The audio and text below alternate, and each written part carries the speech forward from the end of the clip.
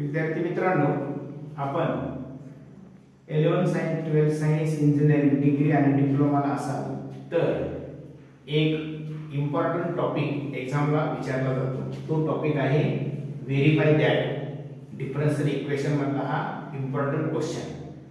Verify that y is equal to cos x, y ची value दिली cos x is a solution of d² y by dx² plus y is equal to 0.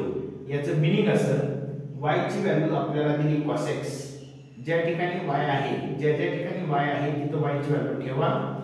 Left hand side is equal to right hand side prove करा. Known as verify. याला verify म्हणतात. Left hand side is equal to right hand side मिळाली, this known as verify. Okay, start. Left hand side घेतली आपण LHS d² y by dx² plus y is equal to 0. Clear. Left hand side select.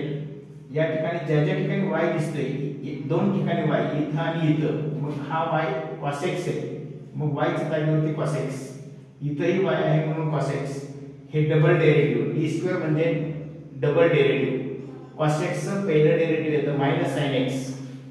Okay, d by dx cos x. c अक्षर असेल तर इथं sin x.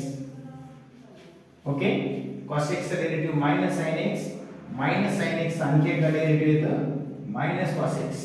cos x चा derivative sin x, आणखी एकदा sin x चा derivative cos x, आणि हा cos x, हा cos x, हा cos x. Answer is 0. We know that, आपल्याला हे माहित आहे -10 + 10 आन्सर इज 0.